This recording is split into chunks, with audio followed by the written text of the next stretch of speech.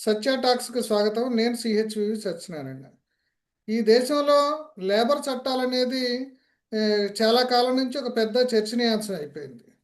అంటే ఒక రకంగా చెప్పాలంటే ఇప్పుడు కార్మిక చట్టాలను అమలు జరపటం అంటే పారిశ్రామిక అభివృద్ధి కుంటుపడుతుంది, లేదంటే అభివృద్ధి ఆగిపోతుందని చెప్పేసి చాలామంది చెప్తున్నారు, పెట్టుబడిదారి అనుకూలులు కానీ ఎవరైనా సరే. అయితే ఈ 75 ఏళ్ళగా జరిగింది ఏంటంటే లేబర్ చట్టాలు అమలు జరపడం అంటే లేబర్ ఇన్స్పెక్టర్కి లంచాలు ఇవ్వడం అంటే ఒక లైసెన్స్ రాజ్యంలో భాగం అయిపోయింది, కలగాపులగం అయిపోయింది. అట్లాగే ట్రేడ్ యూనియన్స్ కూడా కొంత ఏంటంటే ఇప్పుడు వాళ్ళు కూడా ఒక ఆ, కేవలం ఆర్గనైజ్డ్ సెక్టార్లోనే వాళ్ళ హక్కులు చూస్తారు, మిగతా వాళ్ళని పట్టించుకోరు, అసంఘటిత రంగాన్ని అనేది ఒక వాళ్ళ మొరాల్ని దెబ్బతీసింది. ఈ క్రమంలో అసలు ఆ చట్టాలు ఉన్న చట్టాలని కూడా మార్చేసేసి ఇప్పుడు ఈ సంస్కరణలకు అనుగుణంగా కొత్తగా లేబర్ కోడ్ని తీసుకురావడానికి ఇప్పుడు కేంద్ర ప్రభుత్వం ఇప్పుడు బిల్లు పాస్ చేసింది. ఇప్పుడు ఈ లేబర్ కోడ్స్ అంటే ఏంటి, ఆ లేబర్ కోడ్స్లో ఆ, ఉన్న అంశాలు ఏంటి, గత చట్టాలకి దీనికి తేడా ఏంటి, ఇప్పుడు దీనివల్ల జరిగే కష్ట నష్టాలు ఏంటి, వీటన్నిటిని మనతో చర్చించడానికి సోషలిస్ట్ ప్రాక్సిస్ నాయకులు రఘు గారు మనతోటి ఉన్నారు. ఆయనకి ట్రేడ్ యూనియన్ రంగంలో సుదీర్ఘమైన అనుభవం ఉంది. ఇప్పుడు ఆయన అడిగి ఈ అంశాలని తెలుసుకుందాం. రఘు గారు నమస్కారం అండి. నమస్తే అండి. అసలు బ్రీఫ్గా అసలు ఈ లేబర్ కోడ్ అంటే ఏంటి అనేది చెప్తారా? వాస్తవంగా ఈ లేబర్ కోడ్స్ అనేది మన పార్లమెంట్ లో నవంబర్ 21వ తారీఖున ఆమోదించడం జరిగింది. రేపు అంటే 2026 ఏప్రిల్ 1 నుంచి దీన్ని అమల్లోకి తీసుకొస్తామని నోటిఫికేషన్ జారీ చేశారు. దాని లోపు అన్ని రాష్ట్ర ప్రభుత్వాలు ఈ వాళ్ళు ఏదైతే లేబర్ కోడ్స్ రూపొందించారో దానికి అనుగుణంగా దాని పరిధిలో అన్ని రాష్ట్రాల్లో కూడా చట్టాలని మార్పు చేయాల్సి ఉంటుంది. అప్పటికే మనలాంటి ఆంధ్రాలో తెలుగుదేశం కూటమి ప్రభుత్వం 8 గంటల పనిదినం రద్దు చేసి 12 గంటలు చేసింది. పక్కనున్న కాంగ్రెస్ ప్రభుత్వాలు తెలంగాణలో, కర్ణాటకలో చేశాయి. రాజస్థాన్ ప్రభుత్వాలు వివిధ రాష్ట్రాల్లో ఎప్పటి నుంచో మొదలు పెట్టేశాయి. కాబట్టి వాళ్ళ వైపు నుంచి ఇది వేగవంతం చేసేస్తున్నారు. ఈ ఈ ఎందుకు ఈ లేబర్ కోడ్స్ వచ్చాయి అంటే కేంద్ర ప్రభుత్వం లేదా పరిశ్రమాధిపతులు అంటే confederation of Indian industry association ఇట్లాంటి వాళ్ళందరూ కూడా చాలా గట్టిగా ఇప్పుడు మీడియా ద్వారా చెప్తున్నది. మన దేశంలో దాదాపు 40కి పైగా కార్మిక చట్టాలు ఉన్నాయి. అలాగే రాష్ట్రాలతో కూడా కలుపుకుంటే రకరకాల కార్మికులకి సంబంధించి ఉద్యోగులకు సంబంధించి చట్టాలన్నీ కలిపితే 100 దాకా ఉన్నాయి. కాబట్టి ఇవి సంఖ్యరీత్యా చాలా ఎక్కువైపోయింది, కంబర్సంగా ఉన్నాయి. రెండోది ఓవర్లాపింగ్ గా ఉన్నాయి. మూడోది అసలు ఇందులో అనేక చట్టాలు వలస పాలనప్పుడు ప్రారంభించినవి కాబట్టి కాలం చెల్లిన చట్టాలు. వీటన్నిటిని రద్దు చేయాలి. వీటన్నిటిని సింప్లిఫై చేసి 29 చాలా కీలకమైన చట్టాలని, కార్మిక చట్టాలని కుదించి 4 లేబర్ కోడ్స్ లోకి వాటిని పొందుపరిచారు. అంటే ఈ 29 చట్టాలు రద్దయిపోయినట్టే. మరి మిగిలిన 40 అంటే ఇంకా 21 ఏమవుతాయి ఆ చట్టాలు అంటే ఇక వాటి గురించి ప్రస్తావన లేదు కాబట్టి అవి అమల్లోకి కూడా రావు. అవి చాలా నామినల్ చట్టాలు. అంటే మొత్తం ఎన్ని కాబట్టి ఇందులో చట్టాలు ఉన్నాయి? 29 కంటే ఎక్కువ ఉన్నాయా చట్టాలు? 40 చట్టాలు ఉన్నాయి ఈ సెంట్రల్ 40 గవర్నమెంట్ పరిధిలో. చట్టాలని ఇప్పుడు 4 కోడ్స్లో ఏమిచ్చారు? ఆ 4 కోడ్స్ ఏంటది? 29 చట్టాలని 29 చట్టాలు 4 కోర్ట్స్ లో విమర్శారు. మిగతా వదిలేశారు. మిగిలిన చట్టాలు ఉన్నాయి ఇప్పటికీ.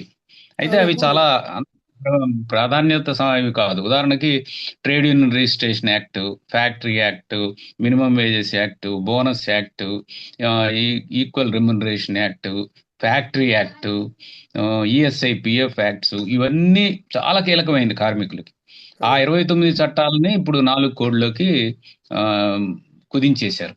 కుదించటమే కాదు, ఆ, వాస్తవంగా వాటిలో ఉన్న కాస్తో కోస్తో జీవాన్ని కూడా సంపూర్తిగా తొలగించి యజమానులు చాలా కాలంగా అడుగుతున్న కోరికలన్నింటినీ కూడా పొందుపరిచి కార్మికులు చాలా కాలంగా అడుగుతున్న కోరికల్ని పరిగణలోకి తీసుకోకుండా కార్మికులకి చాలా నష్టం కలగజేసే వాటన్నిటినీ కూడా ఇందులో పొందుపరిచి ఆ రకంగా ఈ కోడ్స్ ని రూపొందించడం జరిగింది. ఇది వాస్తవంగా మన నవంబర్ 21లో ప్రారంభమైంది కాదు. 1999 వాజ్పేయి గారు ఉన్నప్పుడే ప్రధానమంత్రిగా ఇండియన్ లేబర్ కాన్ఫరెన్స్ ఆ రోజు వాళ్ళు చేసిన ప్రతిపాదనలు ఈ 25 ఏళ్లుగా నలుగుతూ వస్తున్నాయి. వాటిని ఈరోజు దానికి బీజేపీ ప్రభుత్వం స్పష్టమైన రూపం ఇచ్చి ఆచరణలోకి తీసుకొచ్చారు. అసలు ఈ 4 లేబర్ కోడ్స్ ఏంటండి? అంటే వాటి కేటగరైజేషన్ ఎట్లా ఉంది? ఇప్పుడు దాంట్లో ఏం అంశాలు? కేటగిరైజేషన్ అంటే కేటగిరైజేషన్ దీంట్లోకి వచ్చేటప్పటికి ఈ 4 చట్టాల్లో అంటే నేను ఒక చిన్న విషయం ముందు చెప్పదలుచుకుంది ఏంటంటే ఇప్పుడు మనం ప్రముఖంగా వింటున్నది ఈజ్ ఆఫ్ డూయింగ్ బిజినెస్. అదే. అంటే స్వేచ్ఛగా వ్యాపారం చేసుకునే అవకాశం కల్పించాలి అని పోటాపోటీగా రాష్ట్రాలకు కూడా కొన్ని గీటురాళ్ళు పెట్టి ఆ రకంగా ఈ ఈజ్ ఆఫ్ డూయింగ్ బిజినెస్ ని కేంద్ర ప్రభుత్వం ప్రోత్సహిస్తోంది. వెనకాల వరల్డ్ బ్యాంక్ ప్రిస్క్రిప్షన్స్ ఆధారంగా ఈ రూపొందించారు. ఈ ఈజ్ ఆఫ్ డూయింగ్ బిజినెస్ కూడా ఎందుకు వచ్చిందంటే ఇప్పుడు ప్రపంచంలో దేశంలో తీవ్రమైన ఆర్థిక సంక్షోభ నేపథ్యంలో ఈ ఈజ్ ఆఫ్ డూయింగ్ బిజినెస్ అనే ఒక ప్రక్రియ ప్రారంభమైంది. దానికి ఈ కార్మిక చట్టాలు అడ్డం అనే పేరు మీద వీటన్నిటిని లిబరలైజ్ చేస్తున్నాం, సింప్లిఫై చేస్తున్నాం అనే పేరు ఏది చెప్పినా ఆ చట్టాలన్నింటినీ కూడా రద్దు చేస్తున్నారు. ఇందులో మొదటిది ఏంటంటే ఆ, అంటే 1999లో వాళ్ళు ఏదైతే చెప్పారో అవే వాటినే ఈరోజు రూపొందించడం మొదలు పెట్టారు. దాంట్లో మొదటిది ఏంటి అంటే వేజ్ కోడ్. ఇది 2019లోనే ఏర్పాటు చేశారు. ఈ వేజ్ కోడ్ లో చాలా చట్టాలని వేజ్ కోడ్ లోకి తీసుకొచ్చారు. అంటే దీంట్లో దాదాపు 4 చట్టాలు ఇందులోకి వచ్చేస్తాయి. Equal remuneration act 1976, minimum wages act 1948, payment of bonus act 1965, payment of wages act 1936. ఈ 4 చట్టాలని ఈ వేతన కోడ్లోకి తీసుకొచ్చారు. అయితే ఇప్పుడు మామూలుగా ఇప్పుడున్న పద్ధతి ఏంటంటే ఏ రాష్ట్రానికి ఆ రాష్ట్రం కనీస వేతనాలు నిర్ణయించే హక్కు ఉంది. ఈ లేబర్ అనేది ఇప్పుడు దీంట్లో ఉంటుంది కాబట్టి కంకరెంట్ అదే లిస్ట్ లో ఉమ్మడి ఉంటుంది ఉమ్మడి కాబట్టి జాబితాలో లేబర్ ఉంటుంది. కార్మికుల చట్టాలు రాష్ట్రాలు చేయాలి. ఈ మినిమం వేజెస్ యాక్ట్ 1948 రూపొందించిన తర్వాత అన్ని రాష్ట్రాల్లో కూడా మినిమం వేజెస్ బోర్డ్స్ ని కాన్స్టిట్యూట్ చేస్తారు. ఈ మినిమం వేజెస్ కూడా ఏం చెప్తారంటే ఇండస్ట్రీస్ అన్నిటినీ కూడా scheduled industries, non scheduled industries అని డివైడ్ చేస్తారు. ఈ షెడ్యూల్డ్ ఇండస్ట్రీస్ కి ఈ మినిమం వేజెస్ వర్తిస్తాయి. దాదాపు 60-70 మధ్యలో మన రాష్ట్రంలో మినిమం వేజెస్ వర్తించే షెడ్యూల్డ్ ఇండస్ట్రీస్ ఉన్నాయి. అంటే బీడీ ఉంది, లేకపోతే సామిల్ వర్కర్స్ ఉన్నారు, కాంట్రాక్ట్ వర్కర్స్ ఉన్నారు, ఇట్లాంటి రకరకాల హోటల్స్ లో పనిచేసే వాళ్ళు, షాప్స్ గుమాస్తాలు, ఇటువంటి వాళ్ళందరినీ ఈ షెడ్యూల్డ్ ఇండస్ట్రీలో తీసుకొచ్చారు.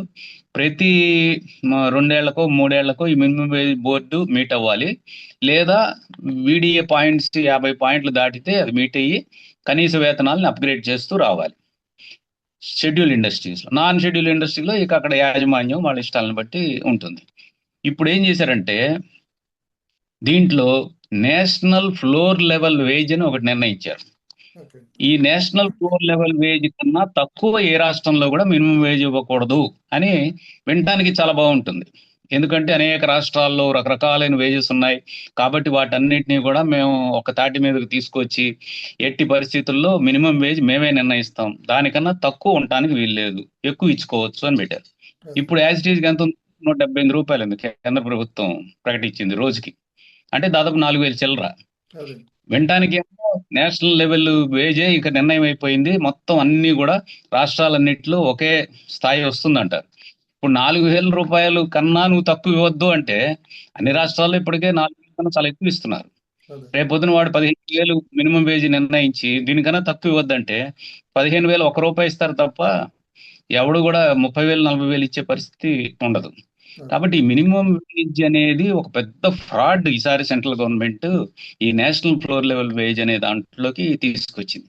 ఈ రెండో విషయం ఏంటంటే ఇప్పుడు అంటే షెడ్యూల్డ్ ఇప్పుడు నాన్ షెడ్యూల్డ్ 4,000 అనేది మినిమం వేజ్ పెట్టారా ఇప్పుడు? ₹178 పర్ డే. అంటే అదే ఇప్పుడు సెంట్రల్ 4,000 అంటే గవర్నమెంట్ ఇప్పుడు ఇప్పుడు కనీస వేతనం ఎంత ఉందండి ఇప్పుడు పాత చట్టాల ప్రకారం? అంటే ఇప్పుడు మన మన రాష్ట్రంలోకి వచ్చేటప్పటికి 9,000 8,000 చిల్లర ఉన్నాయి. అదే. ఇప్పుడు అంటే అసలు ఇవాళ 3 ఏళ్ల నుంచి ఇన్ఫ్లేషను 4 ఏళ్ల నుంచి ఇన్ఫ్లేషను ఇప్పుడు మనిషి మినిమం బతకడానికి వీటికి సంబంధించిన అంశాలు కన్సిడర్ చేసిన సార్ 4,000 దేనికి సరిపోదు కదా. ఈవెన్ 9,000 సరిపోదు. దేనికి సరిపోదు, సరిపోదు. 9,000 ఇప్పుడు సరిపోదు. 15,000 దాకా వస్తుంది కొన్ని రాష్ట్రాల్లో. కాబట్టి ఈ ఈ మినిమం వేజ్ అనేది ఎప్పుడైతే కేంద్ర ప్రభుత్వం అంటే ఇప్పుడు వాళ్ళు 4,000ని కొంత పెంచి రేపొద్దున వాళ్ళు 15,000 చేశారనుకోండి, ఆ 15,000 కన్నా తక్కువ ఇవ్వద్దు అంటాడు. అదే. ఎక్కువ సాధించుకుంటున్న రాష్ట్రాల్లో కూడా ఇప్పుడు ఇంకా minimum wage central government decide చేసింది కాబట్టి ఇది చట్టం అయిపోయింది కాబట్టి మినిమం వేజెస్ యాక్ట్ అనేది ఈ స్టేట్ ఆ స్టేట్ ఉండదు కాబట్టి ఇది ఎడ్యుకేషన్ లేబర్ డిపార్ట్మెంట్కి వెళ్ళడానికి కూడా కుదరదు. ఇంకా లేబర్ డిపార్ట్మెంట్కి వెళ్ళి ఏమంటే మాకు మినిమం వేజ్ ఇంతకుముందు ఇంత పెంచారు ఇప్పుడు పెంచట్లేదండి అంటే central government national floor level నిర్ణయించారయ్యా 15,000 కన్నా రూపాయి ఎక్కువ అడిగే హక్కు లేదు మీకు, ఏమైనా ఉంటే పోటాడుకోండి అంతేగాని చట్టరీత్యా మీకేం లేదంటారు. కోర్టుకి వెళ్ళడానికి లేదు, లేబర్ కోర్టు దాన్ని పరిగణలోకి తీసుకోదు, ఎందుకంటే మినిమం వేజ్ ఇంప్లిమెంట్ చేస్తున్నారు అనేది వచ్చేస్తుంది. అదే ఇప్పుడు దీంట్లో ఉందంటే షెడ్యూల్ నాన్ షెడ్యూల్ కూడా తీసేశారు. అదే షెడ్యూల్డ్ ఇండస్ట్రీకి ఇదివరకు లాగా అని పెట్టి ఇప్పుడు మినిమం వేజ్ బోర్డులు ఇక రాష్ట్ర ప్రభుత్వాలు ఎత్తేస్తాయి, వాటిని సమీక్షించే పద్ధతి ఎత్తేస్తాయి. ఇక కేంద్రమే నిర్ణయిస్తుంది కాబట్టి ఒక కలంపోటుతో ఆ రాష్ట్రాల్లో మినిమం వేజ్ డిసైడ్ చేసేస్తారు. అలాంటి అత్యంత ప్రమాదకరమైన ఇది దీంట్లో పెట్టారు. ఇంకొకటి ఏం చేశారంటే ఈ మినిమం వేజ్ యాక్ట్ దీంట్లో ఈ వేజ్ కోడ్ లో ఇప్పటి వరకు మినిమం వేజ్ ఇంప్లిమెంట్ చేయకపోతే లేబర్ డిపార్ట్మెంట్కి వెళ్ళటం, లేబర్ డిపార్ట్మెంట్ ఫెయిల్ అయితే లేబర్ కోర్టుకి వెళ్ళటం, ఎడ్యుకేషన్ ఇవన్నీ ఉండేవి. ఇప్పుడు మొత్తం ఆ ప్రాసెస్ అంతా తీసి ఒక ఒక అధికారి రిటైర్ అయిన వాడు అవ్వచ్చు, ఒక న్యాయశాఖకి సంబంధించిన వాళ్ళు ఇద్దరితో ఒక ట్రిబ్యునల్ వేస్తారు. ఆ ట్రిబ్యునల్ ఫైనల్, ఆ ట్రిబ్యునల్ తర్వాత ఇంకా పైకి వెళ్ళటానికి వీల్లేదు. వాళ్ళు ఏం చెప్తే అదే వినాల్సిన పరిస్థితి ఆ, వస్తుంది. అందుకని ఇది చాలా ప్రమాదకరమైన ఆ, అంశం. ఇప్పుడు బోనస్ యాక్ట్ ని కూడా దీంట్లో ఇంక్లూడ్ చేశారు. ఇప్పుడు బోనస్ యాక్ట్ ఏంటంటే 8.33% బోనస్, మినిమం బోనస్ ఇవ్వాల్సిందే ఏ ఫ్యాక్టరీ అయినా ఎవరైనా. అంటే ఆ ఫ్యాక్టరీ ఏంటి, దాని దాని పరిధి ఏంటి అనేది కూడా మార్చారు. సరే, అదే ఏదైనా ఫ్యాక్టరీలో ఎక్కడైనా సంస్థలో 8.33 1 month డిఫర్డ్ వేజ్ గా ఇవ్వాలి. లేదా ఆ కంపెనీకి లేదా ఫ్యాక్టరీకి ఆ సంస్థకి లాభాలు బాగా వస్తే 20% దాకా కూడా బోనస్ క్లెయిమ్ చేసే అధికారం కార్మికులకి ఉంటుంది. ఎలా క్లెయిమ్ చేస్తారు అంటే వాళ్ళ యొక్క బ్యాలెన్స్ షీట్ ఇమ్మని లేబర్ డిపార్ట్మెంట్ అడుగుతుంది, లేదా కార్మిక సంఘాలు అడిగితే ఇవ్వాలి. ఇప్పుడు దాన్ని రద్దు చేశారు. ఇది పూర్తి పర్సనల్ కాబట్టి ఎవ్వరికి వాళ్ళది ఇవ్వాల్సిన అవసరం లేదు. వాళ్ళ బ్యాలెన్స్ షీట్ ఆ లేబర్ డిపార్ట్మెంట్ అడిగే హక్కు లేదు, కార్మికులకు అడిగే హక్కు లేదు. అంటే 20% బోనస్ ఇవ్వండి అని అడిగే హక్కు కూడా కార్మికులు శాశ్వతంగా కోల్పోతారు. ఇంతకుముందు బోనస్ యాక్ట్ ని అమలు చేయట్లేదు అని కోర్టుకు వెళ్ళేవాళ్ళం. ఇప్పుడు అసలు బోనస్ యాక్టే లేదు, వేజ్ కోడ్లోకి వెళ్ళిపోయింది. అందుకని ఇది ఒక తీవ్రమైన నష్టం కార్మిక వర్గానికి జరుగుతుంది. ఇప్పుడు ఏం చెప్తున్నారంటే గిగ్ వర్కర్స్, ప్లాట్ఫామ్ వర్కర్స్, లేకపోతే ఇప్పుడు ఇటువంటి వాళ్ళందరికీ ఉబర్లో పనిచేసే వాళ్ళు, ఓలాలో పనిచేసే వాళ్ళు, ర్యాపిడోలో పనిచేసే వాళ్ళు, వీళ్ళందరికీ న్యాయం జరుగుతుంది అంటున్నారు. ఇది ఒక పెద్ద మోసం. ఇదేక మోసం అనేది మనం చూద్దాం. కానీ వాళ్ళకి మినిమం వేజ్ ఎలా డిసైడ్ చేస్తారు? వాళ్ళకి డిసైడ్ చేసినప్పుడు దాన్ని ఇంప్లిమెంట్ ఎవరితో చేయిస్తారు? చేయకపోతే ఎవరి మీదకి వాళ్ళు పేనల్గా పెనలైజ్ చేయడానికి వెళ్ళాలి? ఇవేమీ చట్టంలో లేవు. అంటే దీనికి వాళ్ళందరినీ ఇంక్లూడ్ దీనికి ఒక మాట చెప్తున్నారండి. ఇప్పుడు ఈ గిగ్ వర్కర్స్ అంటే ఉబర్ కానీ లేదంటే జొమాటో కానీ ఎంత కూడా కొత్త బిజినెస్ మోడల్. ఆ ఆ బిజినెస్ అనేది చాలా తిన్ మార్జిన్ తోటి నడుస్తుంది. అది కొంత ఎంప్లాయ్మెంట్ క్రియేట్ చేయడానికి ఇండిపెండెంట్గా అనార్గనైజ్డ్ సెక్టార్లో కొంత ఎంప్లాయ్మెంట్ క్రియేట్ చేయడానికి పనికొచ్చింది. ఇప్పుడు ఇవన్నీ బోనస్లకి ఇవన్నీ కూడా చట్టాలు అమలు జరిపితే అసలు ఆ బిజినెస్ లాస్లో పడుతుంది. దాంతో వీళ్ళకు ఉన్న ఉపాధి కూడా పోతుంది అనే ఒక వాదన చేస్తున్నారండి కొంతమంది. దానికి ఏం చెప్తారు మీరు? అవును. అది ఇవన్నీ రాబోయే కాలంలో, ఎందుకంటే వాడు ఇవన్నీ లూజ్ ఎండ్స్ వదిలేశారు. పేరుకేమో మేము కార్మికుడు, కార్మికుడు అంటే పలానా వాడేనే కాదు, వీళ్ళందరినీ మేము కార్మికుడు పరిధిలోకి తీసుకొస్తున్నాం. భవిష్యత్తులో వీళ్ళందరికీ న్యాయం జరుగుతుంది, వీళ్ళందరికీ సోషల్ సెక్యూరిటీ ఉంటుంది అని రకరకాల మాటలు చెప్తున్నారు. అదండి కానీ వాస్తవంగా ఎలా చేస్తారు? దీనికి వాడు ఇవ్వనంటే లేకపోతే ఇవ్వకపోతే ఈ అపాయింట్మెంట్ ఆర్డర్ లేనిదే ఎవడు పనిచేయడానికి అవసరం లేదు, వాడిని కంప్లైంట్ చేయొచ్చు అంటున్నారు. ఎవరికి కంప్లైంట్ చేయాలి? కంప్లైంట్ చేస్తే ఎవరు వాడికి న్యాయం చేస్తారు? ఇటువంటివన్నీ కూడా లూజ్ ఎండ్స్ వదిలేశారు. దాంతో ఏంటంటే పేరుకి బాగున్నట్టు ఉంటుంది కానీ గిగ్ వర్కర్స్ కానీ ప్లాట్ఫామ్ కానీ వర్కర్స్ గిగ్ కానీ వర్కర్స్కి వీళ్ళకి అసలు అపాయింట్మెంట్ ఆర్డర్తో సంబంధం లేదు కదండి. ఎందుకంటే వాళ్ళు ఇండిపెండెంట్గా ఆపరేట్ చేసుకుంటారు, కమిషన్ తీసుకుంటారు ఆ కంపెనీ నుంచి. అంటే వాళ్ళు వర్కర్స్ కింద లెక్క అనేది కూడా ఒక డెఫినేషన్ కిందకు అదే వస్తుంది. కదా. ఇప్పుడు వాళ్ళని వర్కర్స్ గా గుర్తించండి అని అక్కడక్కడ వాళ్ళు చిన్న చిన్న సంఘాలు పెట్టుకుని ఢిల్లీలో, బాంబేలో, కొన్ని చోట్ల కలకట్టాలో స్ట్రగుల్స్ చేశారు. అదే చేసి మేము వర్కర్స్ కదా అని. కాబట్టి అవి నడుస్తున్నాయి, కొన్ని కోర్ట్స్ లో కూడా ఉన్నాయి. కానీ ఇప్పుడు వీళ్ళు చేసిన ప్రకారం ఇంకా కోర్టులు కూడా అవన్నీ రద్దు చేసేసి ఇక మీకు అందరికీ అన్ని ఇస్తారు మీరు వెళ్ళిపోండి అంటే వాళ్ళకి ఎవరు ఇస్తారు, ఎట్లా ఇస్తారు, ఏ రకంగా వాళ్ళకి మినిమం వేజ్ డిసైడ్ చేస్తారు, ఆ, ఇలాంటి ప్రశ్నలన్నీ కూడా రేపు రాబోయే కాలంలో చాలా తీవ్రమైన ప్రశ్నలుగా వస్తాయి. అదే ఇక రెండో కోడ్ ఏంటంటే ఇండస్ట్రియల్ రిలేషన్స్ కోడ్. ఈ ఇండస్ట్రియల్ రిలేషన్స్ కోడ్ లో అత్యంత దుర్మార్గమైన కోడ్ ఇది. అంటే trade union act 1926, industrial dispute act 1947, industrial employment standing orders act, ఇవి మూడింటిని కలిపి ఒక్కోటి చేశారు. దీనివల్ల ఏముంది, ఇదివరకు ట్రేడ్ యూనియన్ రిజిస్ట్రేషన్ యాక్ట్ అంటే ఎప్పటి నుంచో ఉంది. ఏడుగురు వెళ్ళి లేబర్ డిపార్ట్మెంట్ లో సంతకాలు పెడితే యూనియన్ ఫామ్ అయ్యేది. అదే ఇప్పుడు ఏం చేశారంటే 51% ఆఫ్ ద వర్క్ ఫోర్స్, ఆ ఇండస్ట్రీలో ఉన్న 51% ఫిజికల్ గా వెళ్ళి లేబర్ డిపార్ట్మెంట్ లో సంతకాలు పెట్టాలి.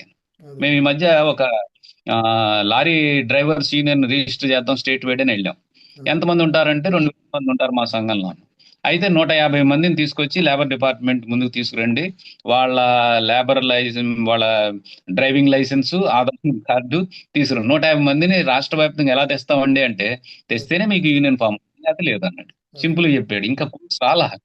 కాబట్టి ఏసీఎల్ చెప్పింది ఏంటంటే లేబర్ కమిషనర్ చేసుకుంటే ఇప్పుడు తొందరగా చేసుకోండి, రేపు ఇంకా పటిష్టం అవుతుంది కాబట్టి ఏప్రిల్ తర్వాత ఇది కూడా అవుతుంది అన్నాడు. అదే అంటే అట్లా యూనియన్ స్థాయిలోనే వాళ్ళని డిస్కరేజ్ చేసి ఇబ్బంది పెట్టి, ఇదివరకు యూనియన్ మనం సబ్మిట్ చేసిన తర్వాత 45 డేస్ లో వాడు ఖచ్చితంగా యూనియన్ రిజిస్టర్ చేసి ఇవ్వాలి. ఇప్పుడు అసలు ఆ టైం లిమిట్ తీసేశారు. ఎప్పటికైనా లేబర్ డిపార్ట్మెంట్ ఇవ్వచ్చు, ఎన్ని క్వరీలైనా వేయొచ్చు. కాబట్టి దాని మీద పైకి వెళ్ళటానికి వీల్లేదు. కాబట్టి యూనియన్ వాళ్ళకి ఇష్టం లేకపోతే మేనేజ్మెంట్ ఫోన్ చేసి చెప్తే ఇక ఆ యూనియన్ ఎప్పటికీ రిజిస్టర్డ్ కాదు. రిజిస్టర్డ్ కాని యూనియన్ తో సంప్రదింపులు చేయాల్సిన అవసరం లేదు. ఆ, వాళ్ళు స్ట్రైక్ వెళ్ళే అవకాశం లేదు. ఆ పద్ధతిలో చేశారు. ఇప్పుడు 100 మంది లోపు ఉన్న వాళ్ళకి స్టాండింగ్ ఆర్డర్స్ పెట్టాలి, 100 మంది లోపు ఉన్న వాళ్ళకి ఫ్యాక్టరీగా గుర్తిస్తారు. వాళ్ళకి అన్ని రకాలైన చట్టాలు 100 దాటితే ఉండేది. ఇప్పుడు ఆ 100ని 300 చేసేసారు. ఇప్పుడు అవును 100 ఉంటేనే 150 మంది కార్మికులు ఉంటే యజమాని 90 మంది కార్మికులు ఉన్నారండి, మిగతా వాళ్ళందరూ కాంట్రాక్ట్ లేబరు, నా రూల్స్ లో లేరని తప్పించుకునేవాడు. అదే ఇప్పుడు ఒకేసారి 300 చేస్తే 600 700 మంది పనిచేసే ఫ్యాక్టరీ కూడా ఫ్యాక్టరీ కాదు. ఇప్పుడు ఈ అదే చట్టాలన్నీ ఇప్పుడు వీళ్ళు చెప్పిన అంతా భాగవతం అంతా 300 దాటితేనే ఇవన్నీ వర్తిస్తాయి. అదే ఇప్పుడు ఫ్యాక్టరీ అంటే ఇదివరకు 20 మంది పవర్ తో నడిస్తే ఇప్పుడు దాన్ని 40 చేశారు. అదే పవర్ లేకుండా 10 మందితో ఉండేది, దాన్ని 20 చేశారు. అందుకని నేను కార్మికుడినేనండి, నేను 21 మంది ఉన్నారు, మాకు కరెంటుతో నడుస్తుంది మా ఫ్యాక్టరీ, నాకు పలానాది ఇవ్వట్లేదు, ఈ కోడ్ వర్తిస్తుందా అంటే వర్తించదు. 40 దాటలేదు కదా, మీరు గుర్తించాల్సిన అవసరం లేదు, మీరు అసలు ఏ కోర్టుకి వెళ్ళే అవకాశం కూడా లేకుండా. అంటే ఇక ట్రేడ్ యూనియన్ మూమెంట్ అంతరించిపోయినట్టేనంటారా ఈ దెబ్బకి? ట్రేడ్ యూనియన్ మూవ్మెంట్ భౌతికంగా ఇక పూర్తి దాని పీక కోసేసినట్టు అయిపోతుంది. ఇప్పటికే మామూలు లెక్కలే కొన్ని చాలా ఆందోళనకరంగా కనపడుతున్నాయి. ఈ దశాబ్దంలో దాదాపుగా స్ట్రైక్స్, లాకౌట్స్ ద్వారా లాస్ అయిన పని దినాలు 90% తగ్గిపోయినాయి అంటున్నారు. సరే, అందులో ప్రభుత్వం చెప్పిన లెక్కలు కాబట్టి కొద్దిగా అతి ఉండొచ్చు. స్ట్రైకులు తగ్గిపోతున్నాయి, లా లాకౌట్స్ అంటే వాళ్ళ ఇష్టం. స్ట్రైకులు తగ్గిపోవటం, యూనియనైజ్డ్ మెంబర్షిప్ తగ్గిపోవటం, యూనియన్స్ కొత్త రిజిస్టర్ అయ్యే యూనియన్స్ సంఖ్య తగ్గిపోవటం, ఇవన్నీ గవర్నమెంట్ ఆఫ్ ఇండియా ఇస్తున్న లేబర్ డిపార్ట్మెంట్ ఇస్తున్న లెక్కల్ని బట్టి చూస్తే చాలా ఆందోళనకరంగా ఈరోజు కార్మికోద్యమం మీద భారంగా ఉంది. ఇక ఈ కోడ్లు వచ్చిన తర్వాత ఇంకా అసలు చాలా తీవ్రమైన నష్టం జరిగే పని అంటే ఉంటుంది. ఇక మూడు ఆ? ట్రేడ్ యూనియన్లు కమ్యూనిస్ట్ పార్టీల వల్లనే అసలు పారిశ్రామిక అభివృద్ధి జరగట్లేదు. పారిశ్రామికవేత్తలు ఈ సమ్మెలకు వీటికి భయపడి అసలు ఇక్కడ పరిశ్రమలు తీసుకురావట్లేదు, పెట్టుబడులు రావట్లేదు అని ప్రభుత్వం చెప్తుంది. దానికోసం ఇప్పుడు ఈ రకంగా సరళీకరణ చేస్తే తప్ప దేశం అభివృద్ధి చెందని చెప్తుంది. దాని మీద ఏం చెప్తారు మీరు? ఇది పచ్చి అబద్ధం. ఎందుకంటే వాళ్ళు చెప్పే లెక్కల ప్రకారమే సమ్మెలు తగ్గినాయి, లాకౌట్స్ తగ్గినాయి, ఆ యూనియన్ల మెంబర్షిప్లు తగ్గినాయి. కాబట్టి ట్రేడ్ యూనియన్లకి గతంలో ఒక 50 ఏళ్ల క్రితం ఉన్న పదును క్రమంగా తగ్గిపోతూ వచ్చింది. అది ట్రేడ్ యూనియన్స్ కూడా చాలా సీరియస్ గా తీసుకోవాలి. సరే, అది వేరే చర్చ. కానీ వాస్తవంగా యూనియనైజ్ అయిన చోటే పరిశ్రమలు కొద్దో గొప్ప బాగున్నాయి. యూనియన్ లేని చోట పరిశ్రమలు చాలా దుర్మార్గంగా తయారైనాయి. అసలు అనేక పరిశ్రమలు మూసేసిన చోట మనం పరిగణలోకి తీసుకుంటే అక్కడెక్కడ యూనియన్ ఉన్న దాఖలా కానీ, అక్కడ ఒక సమ్మె చేసిన దాఖలా కానీ లేని చోటే మూసేస్తున్నారు. అంటే ఇది ఓవరాల్ పశ్చిమ సంక్షోభం. బెంగాల్లో ఒకప్పుడు ఎంతో పారిశ్రామిక లేదా ట్రేడ్ పరంగా సెంటర్గా ఉన్నాము.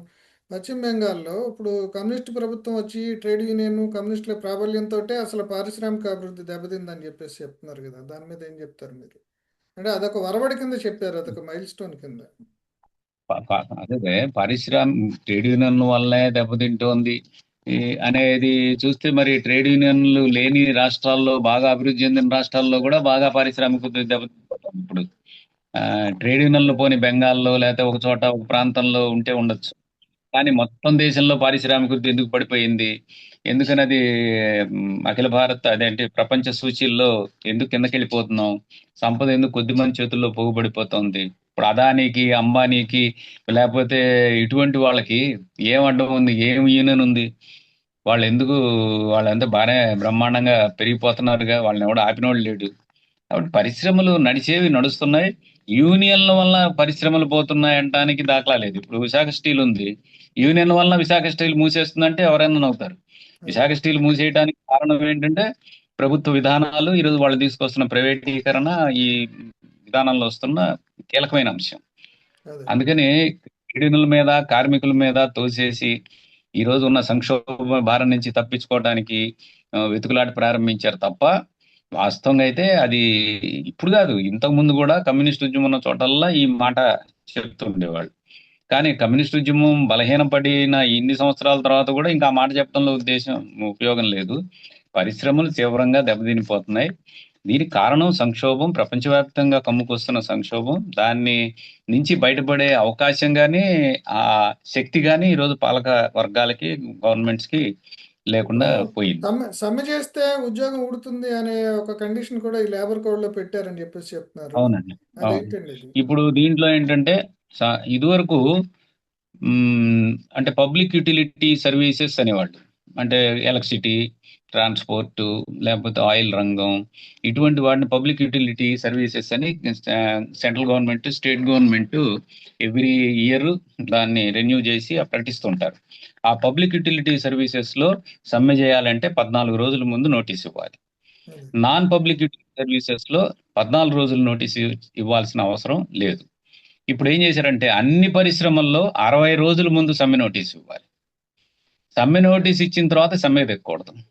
ఇదేదో ఒక తీరుకు వస్తే తప్ప సమ్మె చేయడానికి వీలు లేదు. ఒకవేళ ఆ రకంగా చేస్తే అది ఇల్లీగల్ సమ్మె అవుతుంది.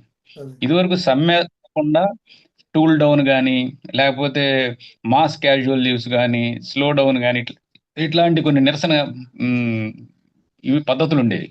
వాటన్నిటిని తీసుకొచ్చి ఈరోజు సమ్మెలో చేర్చారు. కాబట్టి ఈరోజు మాస్ క్యాజువల్ లీవ్ గనక పెడితే అది సమ్మె కింద ట్రీట్ చేసి, అది ఇల్లీగల్ సమ్మె అయితే మొత్తం మీద అందరి మీద ఆమ్, ఆర్థికంగా వాళ్ళ మీద పనిష్మెంట్లు వేయొచ్చు, వాళ్ళని పనిలోంచి తొలగించవచ్చు, రిట్రైన్ చేయొచ్చు అని పెట్టారు. అదే యజమానుల మీద ఉన్న అన్ని రకాలైన ఆంక్షల్ని ఈసారి ఎత్తేసారు.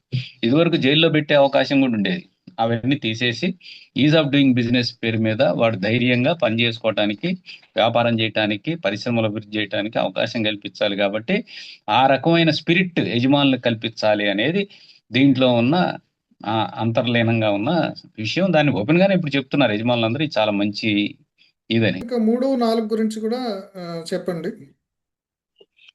మూడవది కోడాన్ సోషల్ సెక్యూరిటీ అనేది 2020లో తీసుకొచ్చారు. దీంట్లో ఏకంగా 9 చట్టాలని ఆ, మిళితం చేసేశారు. అవన్నీ రద్దు అయిపోతాయి. ఈపీఎఫ్ యాక్ట్, ఈఎస్ఐసి యాక్ట్, తర్వాత maternity benefit act, migrant workers act, building workers sex act, ఇట్లాంటి 9 చట్టాలని కుదించి ఈ చట్టం తీసుకొచ్చారు. దీంట్లో వాళ్ళు చెప్తున్నది ఏంటంటే సోషల్ సెక్యూరిటీ ఇప్పటిదాకా అసంఘటిత రంగంలో ఉన్న కోటాను కోట్ల మంది కార్మికులకు లేదు, కాబట్టి వాళ్ళందరినీ ఈ దీంట్లోకి రోపించేయడానికి తీసుకొచ్చామని చెప్తున్నారు. అదే అయితే ఇప్పుడు కూడా లక్షల సంఖ్యలో ఉన్న scheme workers, anganwadi, ASHA, mid day meals, ఇటువంటి వాళ్ళు ఎవరు దీంట్లో రారు.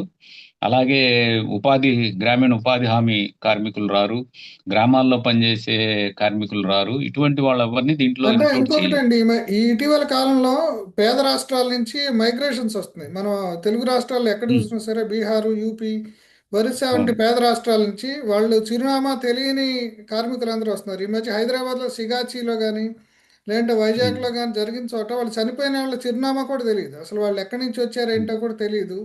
వాళ్ళ ఆచూకీ తెలియదు. వాళ్ళకి డెత్ సర్టిఫికెట్లు కూడా ఇష్యూ చేయటం కష్టమైన పరిస్థితి ఏర్పడింది. అంటే మొత్తం ఇప్పుడు పారిశ్రామిక రంగం అంతా కూడా ఎక్కువగా ఈ వలస కార్మికుల మీద నడుస్తుంది.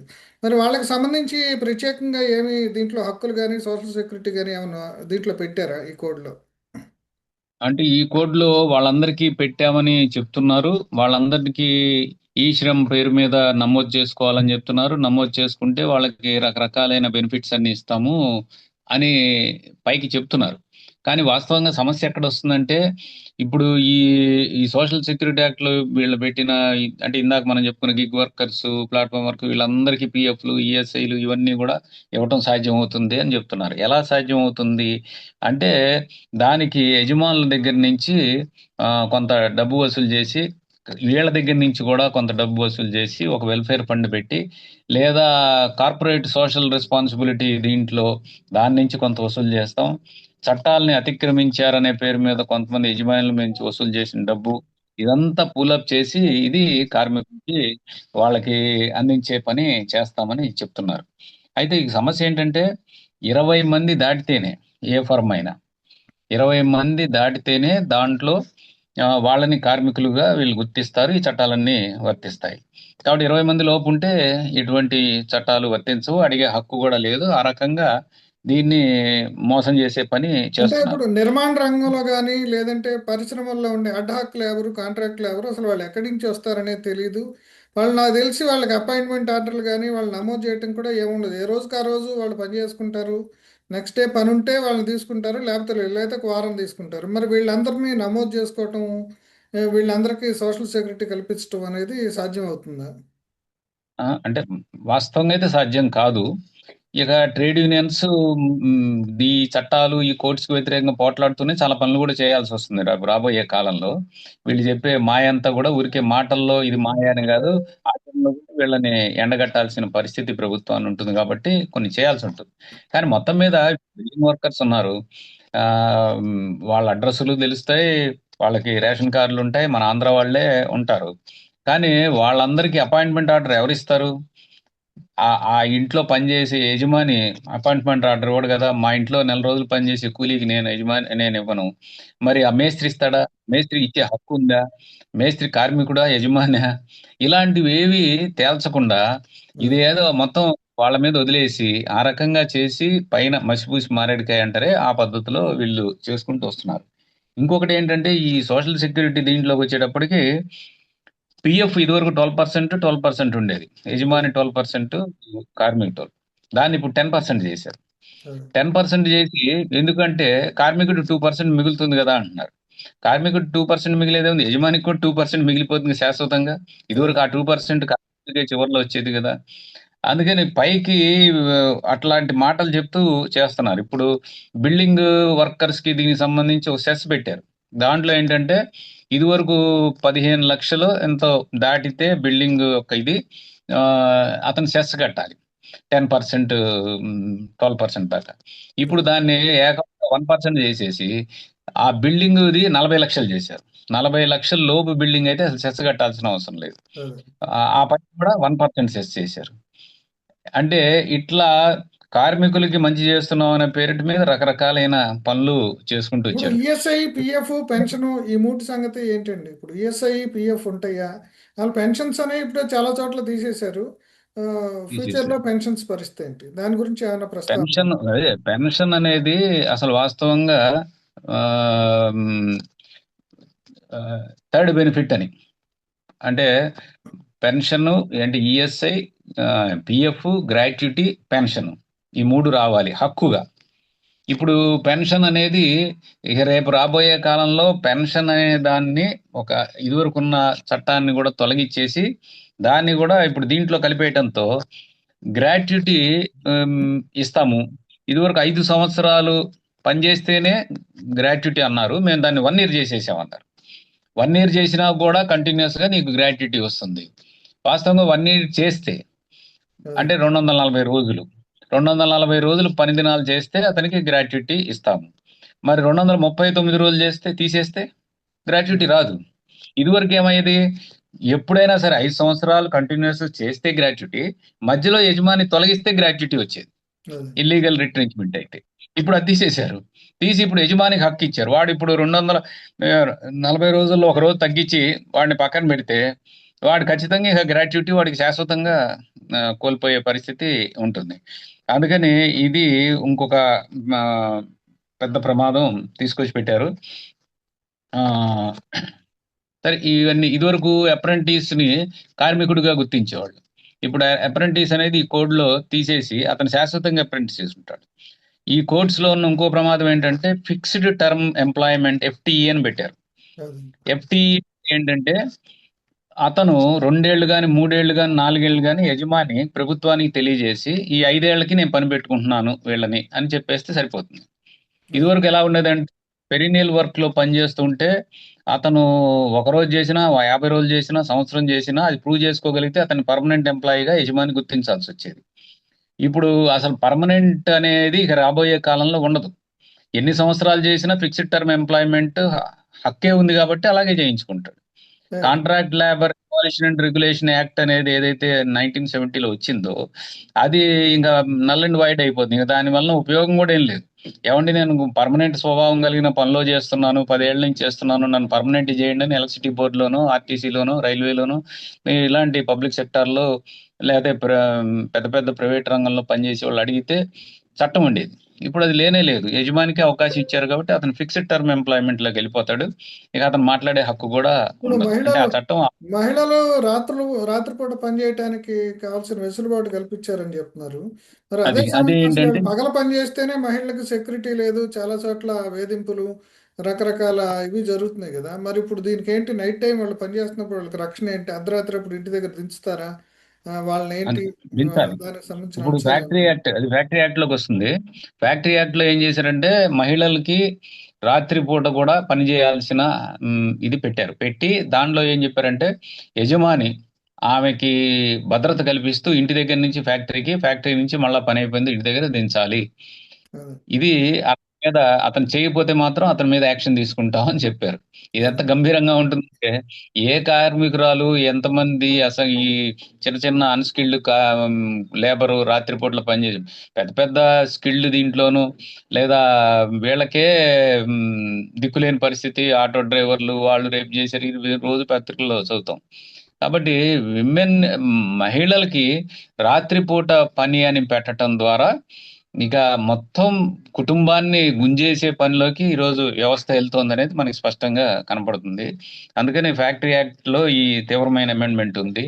అలాగే ఇప్పుడు ఓటీ కూడా, ఈ పని గంటల్ని కూడా 8 గంటలు, 6 8 48. నువ్వు 48 గంటలు ఎన్ని రోజులు అంటే చేయించవచ్చు అంటే, ఇప్పుడు 12 గంటలు చేస్తే 4 రోజులు, అదే 12 4 40 చేసి ఆ తర్వాత ఓటీ ఇవ్వాలంటున్నారు. అంటే 4 రోజులు 12 గంటలు చేయించుకోవచ్చు. ఇది వినడానికి ఎలా ఉంటుందంటే ఏదైనా 48 గంటలు అన్నట్టుగా ఉంటుంది. కానీ వాస్తవంగా 4 రోజులు పని చేసి ఇంటికి వెళ్ళిపోలేడు కదా. అదే 5వ రోజు 6వ రోజు కూడా పని చేస్తేనే నీకు జీతం ఇస్తాను రా అంటే చచ్చినట్టు అతను పని చేయాల్సి వస్తుంది. కంప్లైంట్ చేసే అవకాశం ఉండదు.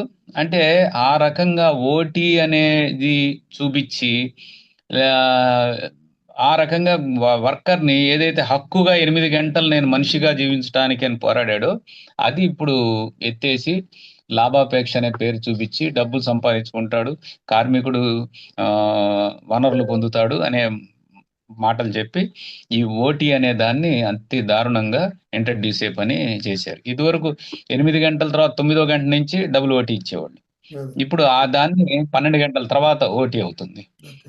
అందుకని ఇది ఆ, కార్మికుడిని గుల్ల చేసే పని అనేది మనకి చాలా ఇంకా స్పష్టంగా ఫోర్త్ కోడ్ దగ్గరికి ఇది వద్దామండి. ఫోర్త్ కోడ్ ఏంటండి? ఆ, ఫోర్త్ ఇది ఫోర్త్ కోడ్, నాలుగవది fourth fourth code occupational safety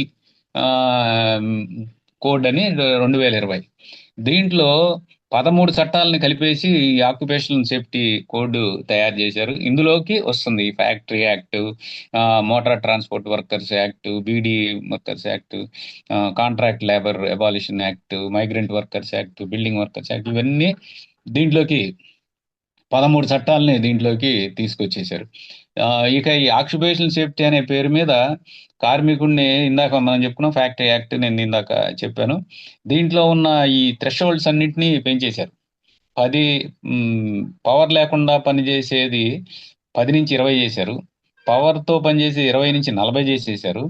ఆ రకంగా ఏమవుతుందంటే ఫ్యాక్టరీ, ఏదైతే ఫ్యాక్టరీ యాక్ట్ ఇదివరకు వర్తించేదో ఇప్పుడు ఆ ఫ్యాక్టరీ యాక్ట్ తీసేశారు కాబట్టి ఈ కార్మికులకు ఎటువంటి మ్, అంటే లీగల్ ఇది, మ్, వాళ్ళకి ఇది వాళ్ళ రక్షణ ఉండదు. మొత్తం తొలగించేసినట్టు అయిపోతుంది.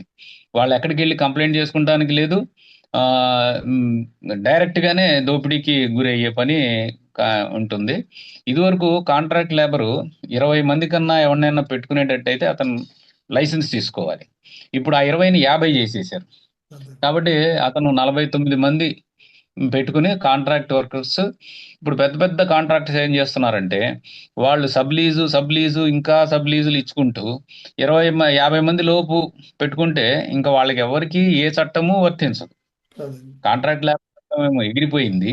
ఇప్పుడు ఈ ఆక్యుపేషనల్ సేఫ్టీ కోడ్లోనేమో అసలు వీళ్ళెవరు ఆ పరిధిలోకి కూడా రారు.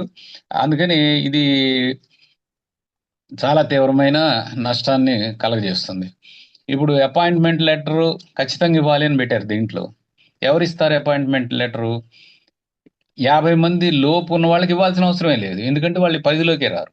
అదే అందుకని వీరికేమో అపాయింట్మెంట్ లెటర్ లేనిదే ఎవరిని పెట్టుకోవడానికి వీలు లేదు. ఎవరికి? ఫ్యాక్టరీ వర్కర్కి. ఫ్యాక్టరీ అంటే ఏంటి అని నిర్వచనం మార్చేశారు. ఇట్లా దీన్ని చాలా మెటిక్యులస్గా యజమానులు కోరే పద్ధతిలో ప్రతిదాన్ని మార్చుకుంటూ కార్మికులకి నష్టం కలగజేసే పద్ధతిలోకి చేసుకొచ్చారు. ఈ చట్టాలన్నీ రద్దయితే వాస్తవంగా ఏమవుతుందంటే ఇప్పుడు కార్మికులకి ఉన్న చట్టాలు చూపించి చట్టాలు లేని కార్మికుల్ని యూనియన్స్ ఇదిగో మనం పోరాడి ఈ చట్టం సాధించుకోవచ్చు అని చెప్పుకునేవాళ్ళం. ఇప్పుడు ఏమవుతుంది, అసలు ఆ చట్టమే లేనప్పుడు, అదే వాళ్ళెవరికి హక్కే లేనప్పుడు ఇంక ఏం కోరుకోవాలి? పర్మనెంట్ చేయమనే పోరాటం సాధ్యం కాదు. అదే మినిమం వేజెస్ పెంచమని చేసే పోరాటం సాధ్యం కాదు.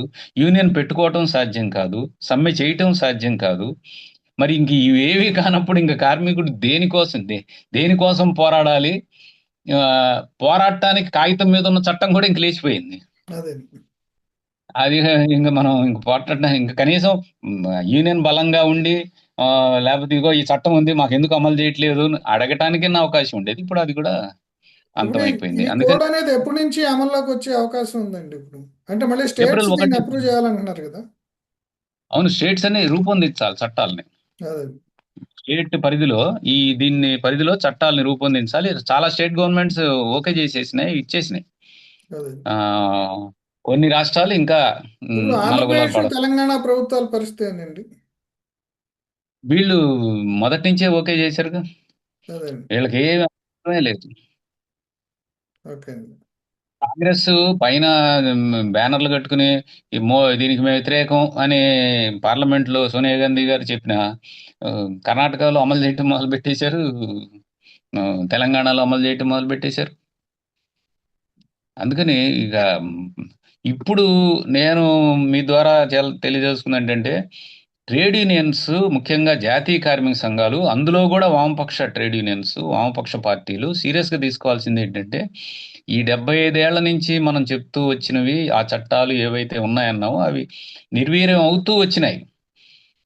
మన పోరాటాలు చేయలేదా అంటే ఈ నూతన ఆర్థిక విధానాలు మొదలైన తర్వాత సంవత్సరానికి ఒక రోజు సమ్మె చేసుకుంటూ వచ్చారు, అఖిల భారత సమ్మెలు. ఆ అఖిల భారత సమ్మెల్లో 2021 నుంచి జరిగిన ప్రతి అఖిల భారత సమ్మెలో 4 కోడ్లు రద్దు చేయాలని. అదే 4 రద్దు చేయాలని మీరు అడుగుతూనే ఉన్నాం మనం. వాళ్ళు దాని మీద వర్కౌట్ చేశారు. ఇప్పుడు ఇంప్లిమెంటేషన్కి వెళ్ళిపోతున్నారు. ఇప్పటికి కూడా ఈ ఇంప్లిమెంటేషన్ తీసుకొచ్చిన తర్వాత కూడా చాలా లిబరల్ గా కనపడుతోంది ట్రేడ్ యూనియన్ మూవ్మెంట్ యొక్క స్పందన. అంటే ఎందుకనంటే ట్రేడ్ యూనియన్లు ఇంకా మనం ఈ ప్రభుత్వాలతోటి వ్యవహారంతో మారిన పరిస్థితుల్లో మనం ఫైట్ చేయలేము అనే పరిస్థితికి వచ్చారా మానసికంగా? ఉమ్, అలా వచ్చారని అనుకోను. ఖచ్చితంగా పోట్లాడాలనుకుంటున్నారు, పోట్లాడాలని చెప్తున్నారు, కానీ ఆచరణలో ఆ పోట్లాట రంగం మీదకి రావట్లేదు. కారణం అంటే వాళ్ళే మామూలు చెప్పారు. సామాన్య జనంలో కూడా ఇన్నాళ్ళ నుంచి ఏంటంటే ట్రేడ్ యూనియన్ నాయకులు అనేవాళ్ళు ఏదో ఒక సమ్మెలు చేస్తారు, ఏదో న్యూసెన్స్ క్రియేట్ చేస్తారు తప్ప అంటే జీవితంలో జరిగిన లాభాల గురించి ఎవరు మాట్లాడరు. అంటే అట్లాగే ఇప్పుడు అదే. ప్రభుత్వ రంగం కూడా బరువు ఎక్కువైపోయింది. వచ్చి రెవెన్యూ మొత్తంగా కూడా ప్రభుత్వ రంగం ఉద్యోగులకే ఖర్చు పెడుతున్నారు. అంటే మా సామాన్య జనంలో ఒక నెగిటివ్ దృక్పథం కార్మిక ఉద్యమం పట్ల రావటం, ఆ, అది కూడా ఇప్పుడు ఈ లేబర్ కోడ్స్ లాంటి విషయంలో ప్రభుత్వం ముందుకు పోవడానికి ఒక కారణం అంటారు. ఆహా. అంటే ట్రేడ్ యూనియన్లు, జాతీయ కార్మిక సంఘాలు, ఫెడరేషన్స్, ఇప్పుడు all India insurance employees federation, bank employees లో ఉన్న ఫెడరేషన్స్, ఇటువంటి పెద్ద పెద్ద ఫెడరేషన్స్, ఈ నాయకులు యొక్క సమస్య ఇది. ఎందుకంటే భారతదేశంలో దాదాపు ప్రభుత్వం చెప్పే లెక్క ప్రకారం 70 కోట్ల మంది కార్మికులు కానీ ఉద్యోగులు కానీ. ఇంక అదే. జనం ఎవరు అనుకుంటారు? ఈ 70 కోట్ల మంది తమ తమ మీద జరుగుతున్న దాడుల్ని సింక్రనైజ్ చేసుకుని, మనం కార్మికులుగా, ఉద్యోగులుగా మన మీద రకరకాల పద్ధతుల్లో విడగొట్టి దాడి చేస్తున్నారు, మనం దీని లోపం పడకూడదు అని గనక యూనియన్స్ ఈ కాలంలో ఎడ్యుకేట్ చేసుంటే ఈ సమస్య అసలు ఉత్పన్నమయ్యేది కాదు. యాజమాన్యాన్ని గట్టిగా వెనక్కొట్టే పని, హక్కులు సాధించుకునే పని, ఉన్న హక్కుల్ని కాపాడుకునే పని. నేను అదే చెప్తున్నా, 1999లో లేబర్ కోడ్స్ వస్తున్నాయని తెలిసిన తర్వాత ఇప్పుడుకి ఇప్పుడు కూడా ఏం చేశారు? నవంబర్ 21న వాడు పెట్టేస్తే, పార్లమెంట్ ఆమోదం అయిపోతే, ఫిబ్రవరి 12న వన్ డే స్ట్రైక్ కి పిలిపించారు.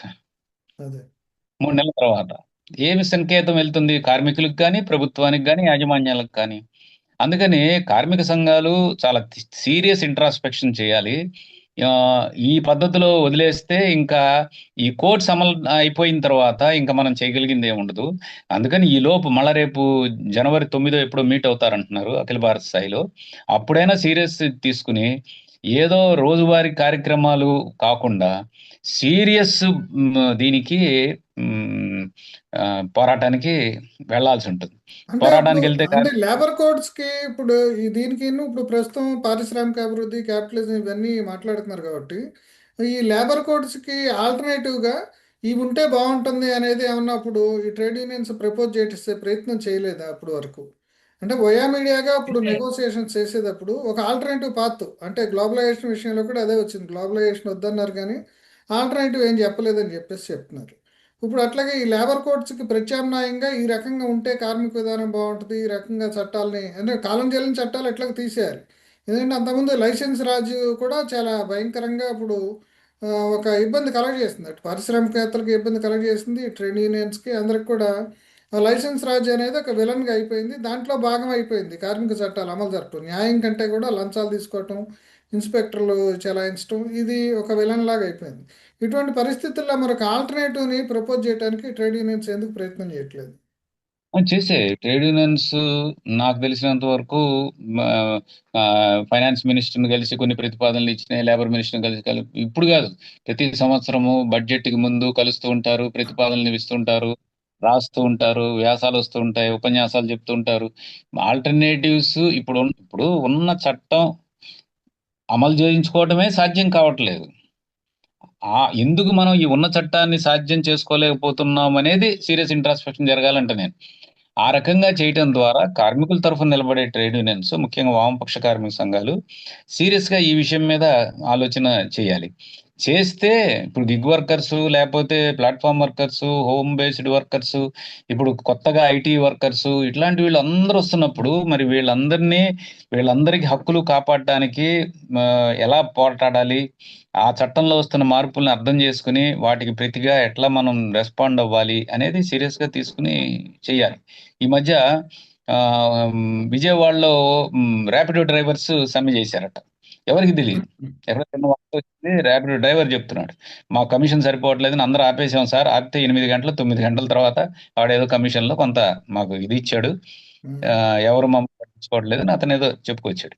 అందుకని పరిస్థితులు మారుతున్నాయి, కొత్త పద్ధతులు వస్తున్నాయి, కార్మికుల యొక్క స్థితిగతుల్లో మార్పులు వస్తున్నాయి. మరి ఇటువంటప్పుడు ఏం చేయాలనే ఆలోచన సీరియస్ గా అంటే ట్రేడ్ చేయాల్సి యూనియన్ల ఉంటుంది. మీద ఒక విమర్శ కూడా ఉందండి. అంటే సంఘటిత రంగంలో ఉన్నాళ్ళు, ప్రభుత్వ ఉద్యోగులు, అంటే తమకు చందాలు ఇవ్వగలిగిన వాళ్ళ సమస్యలనే పట్టించుకుంటారు. వాళ్ళ తరఫున ఎక్కువగా పోరాటాలు చేస్తారు. కానీ అసంఘటిత రంగంలో ఉన్నాళ్ళు, లేదంటే నిస్సహాయులైన కార్మికులు, వలస కార్మికులు, వీళ్ళ సంగతి పట్టించుకోవట్లేదు. ఎందుకంటే వాళ్ళు చందాలు ఇవ్వలేరు, ఆ, వాళ్ళు ఆ ఉద్యమాలకు సంబంధించిన వనరులు సమకూర్చలేరు అనేది కూడా ఒక విమర్శ ఉందండి. దాని మీద ఏం చెప్తారు? ఆ విమర్శలో న్యాయం ఉంది. అంటే ఆ విమర్శలో అర్థం ఉంది. అది యజమానుల వైపు నుంచి లేకపోతే ఏదో చీపుగా మాట్లాడే వాళ్ళ సంగతి పక్కన పెడితే ఫ్యాక్ట్ అయితే అది. ఇప్పుడు డబ్బులు ఆశించి చందాలు ఇచ్చే వాళ్ళ గురించే పట్టించుకున్నారని చెప్పలేను కానీ చందాలతో సమస్య లేకుండా పెరుగుతున్న అసంఘటిత రంగం కార్మికులు వాళ్ళ సమస్యల మీద పోరాడాలి. ఇప్పుడు సమస్య ఎట్లా వచ్చిందంటే పోరాటం అంటే ఏంటి అనే దగ్గర వస్తుంది. పోరాటం అంటే ఒక మెమరాండం ఇచ్చేస్తే వాడు పరిష్కారం చేయనప్పుడు, ఒక ధర్నా చేస్తే పరిష్కారం చేయనప్పుడు, పికెటింగ్ చేస్తే పరిష్కారం నెక్స్ట్ ఏం చేయాలి? మరి అటువంటి దానికి వెళ్ళాలి అంటే మొత్తం కార్మిక వర్గాన్ని ఐక్యం చేయటం ద్వారా ఈ వ్యవస్థకి వ్యతిరేకంగా జరిగే పోరాటంతో లింక్ చేయగలిగినాడు, దాన్ని పొలిటిసైజ్ చేయగలిగినాడు, మంచి ఫలితాలు వస్తాయి. అది కాకుండా ఆర్థిక సమస్యల వరకే తిరిగే కొద్దీ ఇప్పుడు బాగా లాభాలు వచ్చేటప్పుడు ఆర్థిక సమస్యల మీద పోట్లాడితే రూ. 4 ఎక్కువ ఇవ్వడానికి యజమానికి కూడా ఇబ్బంది ఉండదు. అతనే క్రైసిస్ లో ఉన్నప్పుడు అంగీకరించడు. అప్పుడు నిర్బంధం మొదలవుతుంది. నిర్బంధం మొదలయ్యేటప్పుడు రాజ్యం యొక్క అసలు స్వభావం తెలుస్తుంది. అది తెలిసేదాకా మనం పొలిటిసైజ్ చేయలేదనుకోండి కార్మిక వర్గాన్ని, ఈ పరిస్థితి ముందే ఊహించకపోతే జరిగే నష్టం ఈరోజు భారత కార్మికోద్యమం సీరియస్గా భరిస్తున్నట్టుగా మనకి కనపడుతోంది. అందుకని ఇప్పటికైనా వీటన్నిటిని దృష్టిలో పెట్టుకుని మార్పులు ఏం కావాలి, చేర్పులు ఏం కావాలి, ఈ చట్టాలని లో ఉమ్, కార్మికులకు అనుకూలమైన, ఉద్యోగులకు అనుకూలమైన మార్పులు ఎలా తీసుకురావాలి, ఇటువంటివన్నీ కూడా సీరియస్గా ఆలోచన చేసి వాటన్నిటి కోసం వీటిని రద్దు చేయించడం, 4 కోడ్లు రద్దు చేయించడం, పాత సరైన కార్మిక చట్టాలని మళ్ళా నిలబెట్టుకోవడంతో పాటు వాటిలో కూడా మెరుగైన మార్పులు ఏం తీసుకురావాలి కార్మికులకు అనుకూలమైనవి. సార్ థ్యాంక్ యూ అండి. నమస్తే అండి, థ్యాంక్స్. Thank you.